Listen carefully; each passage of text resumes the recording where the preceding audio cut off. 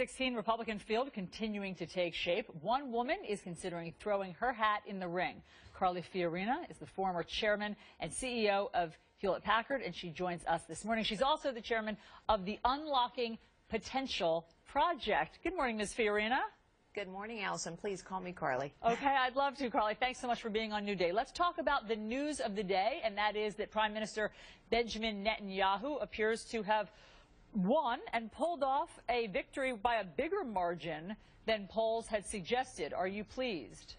Well, I am pleased, and not only was it a fairly decisive victory, it would appear, but 70% of Israelis voted. So I think this is a pretty mandate that the people of Israel respect and appreciate a very strong leader, and that's what Bibi Netanyahu has been. You know, in the days, the last, say, 48 hours, he really sort of ramped up his rhetoric. And in fact, he vowed just yesterday that if he were to win, he would not be interested in any sort of Palestinian statehood or two-state solution. Now, that's different than what the White House has said it wants and what Benjamin Netanyahu himself said that he wanted in 2009.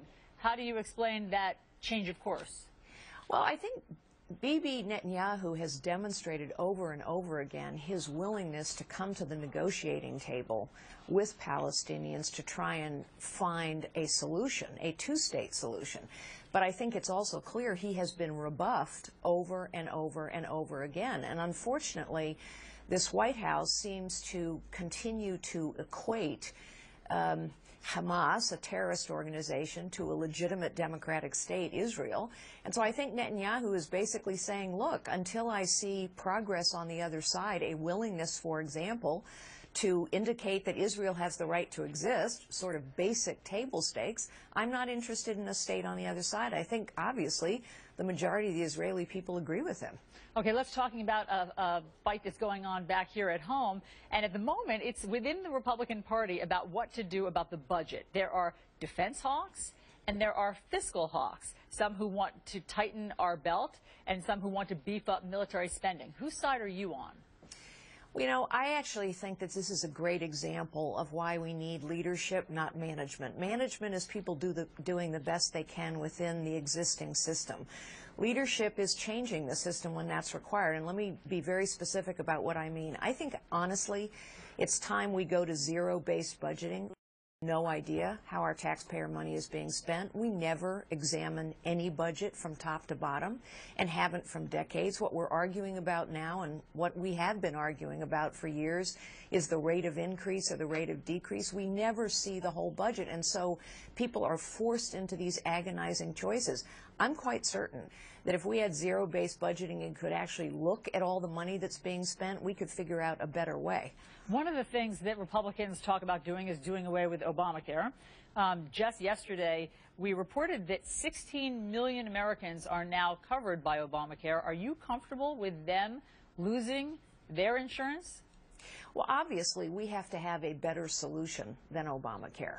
And when we don't provide a solution, people are rightfully concerned. I think what we need to do is try what we have never tried. We have never actually tried a competitive health insurance market. The truth is, health insurance companies have worked with regulators to build laws that protect their competitive position. They've done it within 50 states for decades. They did it to try and help write Obamacare along with the drug companies.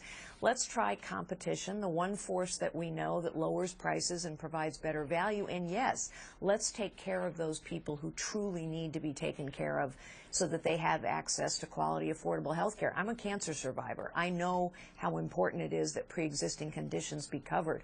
But Obamacare has boiled the ocean, and for the 16 million people that are now covered, there are so many people who find themselves worse off because of Obamacare, not better off. Carly, we have some new CNN polls just out at 6 a.m. this morning that I want to show you. It asked Republicans about their choice for nominee in 2016. Let me put these up on the screen for you. It talks about Jeb Bush. It talks about Scott Walker, Rand Paul, Mike Huckabee, Ben Carson. There's one name that's conspicuously absent here. What's going on?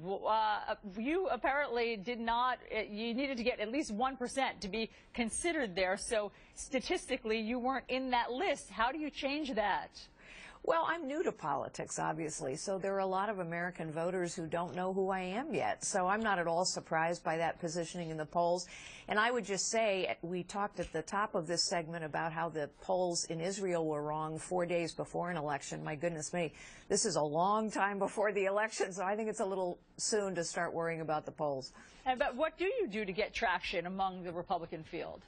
Well, I continue to reach out and meet with lots of voters all over this country. I've spent a lot of time in various states, including Iowa and New Hampshire in 2014, where I worked hard to help elect others, and I will continue to do that in 2015. There's plenty of time. There sure is. Okay, I want to show you two book covers. One is yours, and one is former Secretary of State Hillary Clinton's. Yours is on the left, and it's called Tough Choices. Hers is on the right, called Hard Choices. It's hard to miss the similarities between these two book covers. Which one came first? Well, my book was published in 2006, so quite a long time ago. And what do you make of Hillary Clinton using a very similar cover and title for her book now? Well, I could ask, what difference does it make?